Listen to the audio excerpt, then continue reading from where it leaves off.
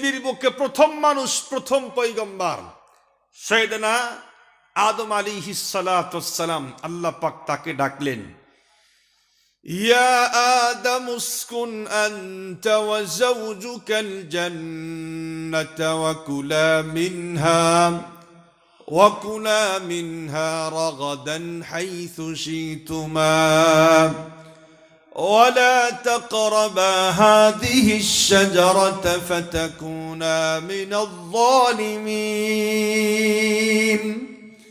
আল্লাহ পাক ডাক দিলেন, ইয়া আদম উসকুন আনতা ওয়া যাওজুকাল জান্নাতা, হে আদম তুমি তোমার স্ত্রীকে নিয়ে জান্নাতে বসবাস করো, যেখান থেকে যা খুশি তাই খাও, কিন্তু খবরদার এই গাছের কাছেও যায়ও না। এই কথাগুলি বলতে গিয়া আল্লাহ পাক রব্বুল আলামিন হযরতে আদম পয়গম্বরকে ডাকলেন তার নাম ধরে। এরপরে যাকে বলা হয় আদম সানি, হযরতে নূহ আলাইহিস সালাতু ওয়াস সালাম, শরীয়তের প্রথম রাসূল হযরতে নূহ পয়গম্বর। কত বড় পয়গম্বর, যার একটা বদদুয়ার কারণে আল্লাহ পাক তামাম পৃথিবীর সকল নাস্তিক বেঈমান কুলাঙ্গারদের আন্ডা বাচ্চা পর্যন্ত আল্লাহ পাক ধ্বংস করে দিয়েছেন। আল্লাহ পাকের কাছে বদদুয়া করেছিলেন, ৯৫০ বছর পর্যন্ত দাওয়াত দিলেন, মাত্র ৪০ জন মানুষ ইসলাম গ্রহণ করেছে।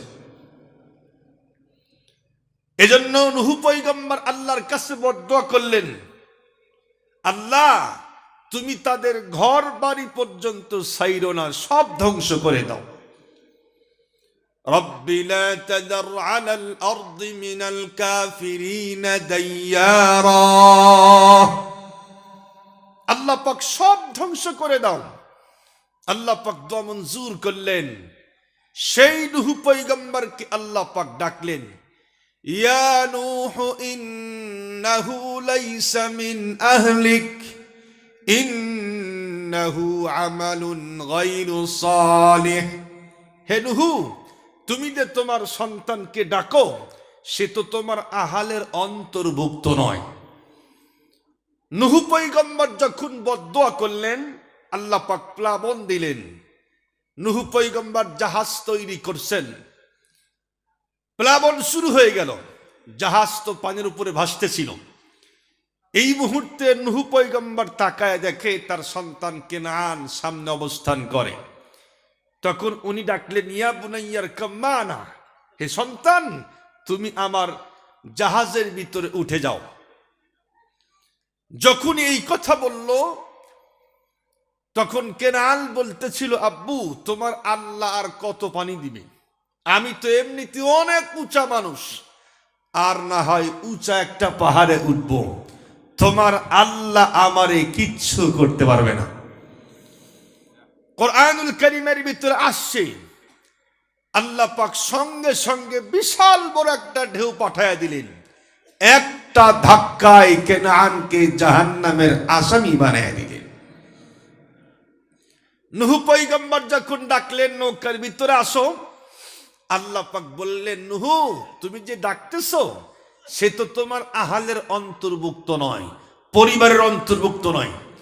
অথচ কেনান ছিল নূহ পয়গম্বরের আপন সন্তান। আল্লাহ পাক কেন বললেন সে তোমার আহালের অন্তর্ভুক্ত নয়? আল্লাহ পাক বুঝায়া দিলেন, রক্তের সম্পর্কের থেকে ঈমানি সম্পর্কের দাম আল্লাহ পাকের কাছে অনেক বেশি। সুবহানাল্লাহি বিহামদিহি।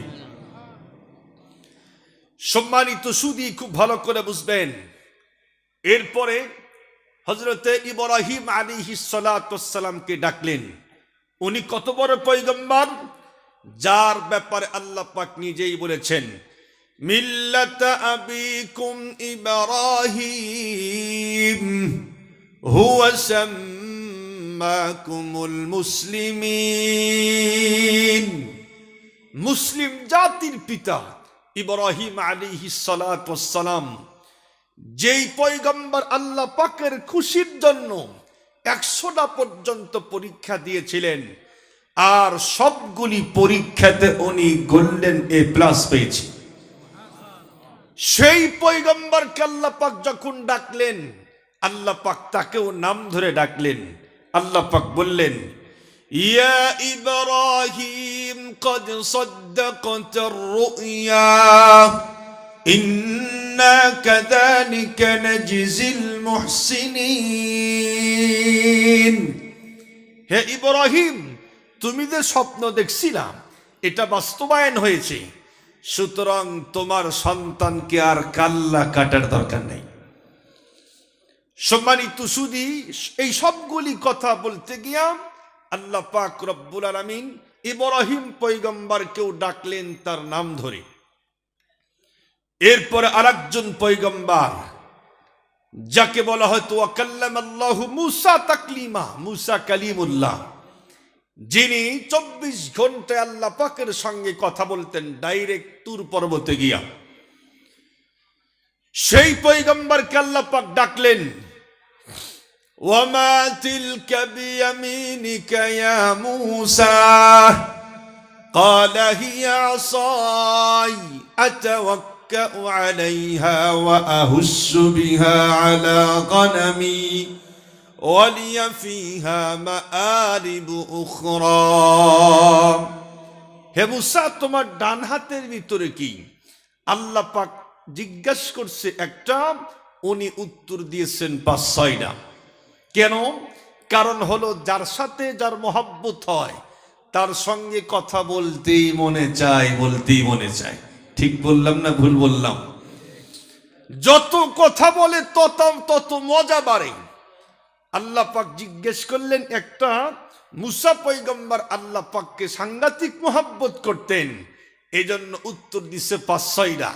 আল্লাহ, এটা তো লাঠি, লাঠি দিয়ে আমি পাতা পারি, এরপরে ছাগল দাবড়াই, এরপরে এর উপরে ভর করি, মাআরিবু উখরা, আরো অনেক কাজ করি।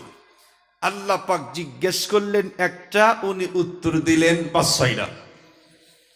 তাকেও আল্লাহ পাক ডাকতে গিয়া ডাকলেন তার নাম ধরে। এরপর আল্লাহ পাক হযরত জাকারিয়া আলাইহিস সালাতু ওয়াস সালামকে ডাকলেন। উনি বৃদ্ধ বয়স হয়ে গেছে, সন্তান হয় না। আল্লাহ পাকের কাছে দোয়া করলেন, রব্বি হাবলি মিন লাদুনকা যুররিয়াতান তাইয়্যিবাহ ইন্নাকা সামিউদ দুআ।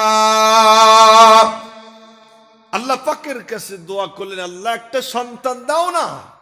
আল্লাহ পাক দোয়া মঞ্জুর করলেন, সুসংবাদ পাঠায়া দিলেন।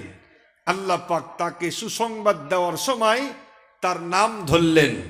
আল্লাহ পাক বললেন, ইয়া জাকারিয়া ইন্না নুবাশশিরুকা বিগুলামিন ইসমুহু ইয়াহইয়া লাম নাজআল লাহু মিন ক্বাবলু সামিয়্যা।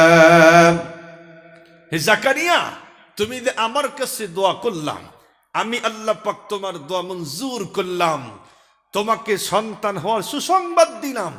শুধু সন্তান দেব তাই না, সন্তানের নামও রাখলাম ইয়াহইয়া, আনকমন নাম। এই জাতীয় সুন্দর নাম তোমার আগে পৃথিবীর কোনো বাবা তার সন্তানকে রাখে নাই। সুবহানাল্লাহ পড়েন। জাকারিয়া আলাইহিস সালাম যখন সুসংবাদ পাইলেন, উনি তাকায় দেখে, ইয়া আল্লাহ, দাড়ি আর চুল সব সাদা হয়ে গেছে, চামড়ার ভিতরে ভাঁজ পড়ে গেছে। উনি আল্লাহ পাককে জিজ্ঞেস করলেন, আল্লাহ কেমনে সম্ভব? আমি তো বৃদ্ধ হয়ে গেছি, আমার স্ত্রীও বন্ধ হয়ে গেছে। আল্লাহ পাক বললেন, কালা কাদালিক, আমি যদি চাই তাহলে বৃদ্ধ বয়সেও সন্তান হবে, আমি যদি না চাই যৌবন কালেও সন্তান হবে না। সন্তান দেওয়া আর না দেওয়ার একচ্ছত্র মালিককে, জোরে বলেন মালিককে। আমাদের দেশে কিছু ভণ্ড পীরের মুরিদ আছে না নাই? এরা বাবার কাছে গিয়ে সন্তান চায়। যদি কোনো মানুষ নামধারী মুসলিম ভণ্ড পীরের কাছে গিয়া সন্তান চায়, তার কশ্চিন কালেও ঈমান থাকতে পারে না, পাক্কা বেঈমান, পাক্কা বেঈমান। বাবা তো সন্তান দিতে পারেই না, পৃথিবীর কোন নবী এবং রসুল পর্যন্ত সন্তান দেওয়ার ক্ষমতা রাখে না।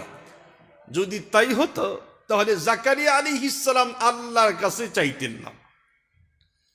তো যাই হোক, জাকারিয়া আলাইহিস সালামকে আল্লাহ পাক ডাকলেন, সুসংবাদ দিতে গিয়ে ডাকলেন তার নাম ধরে।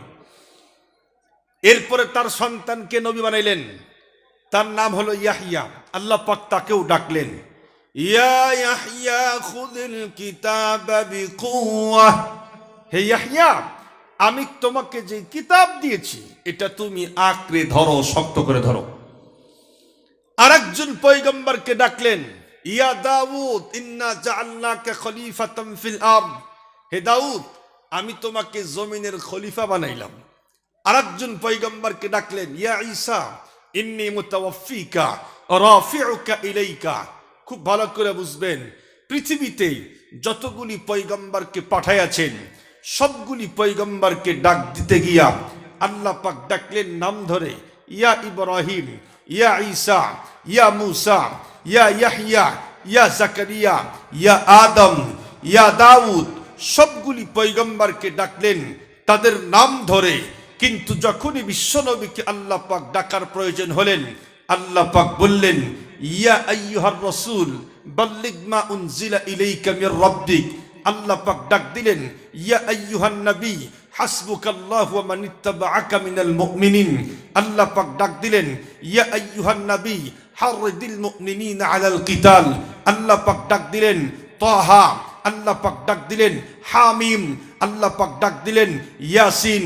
আল্লাহ পাক ডাক দিলেন ইয়া আইয়ুহাল মুজাম্মিল, হে কম্বলওয়ালা। আল্লাহ পাক ডাক দিলেন ইয়া আইয়ুহাল মুদ্দাসসির, হে চাদরওয়ালা। আল্লাহ পাক ডাক দিলেন ওয়া দাইয়ান ইলাল্লাহি বিইذনিহি ওয়া সিরাজাও ওয়া কমারান মুনিরা। আল্লাহ পাক ডাক দিলেন বাশিরা। আল্লাহ পাক ডাক দিলেন নাযীরা। যেখানে আল্লাহ পাক বিশ্বনবীকে ডাকার প্রয়োজন হয়েছে, বিশ্বনবীর সিফাতি নাম ধরে ডাক দিয়েছেন ইয়া মুহাম্মদ বলে। কোরআন শরীফের কোথাও বিশ্বনবীকে ডাক দেয় নাই।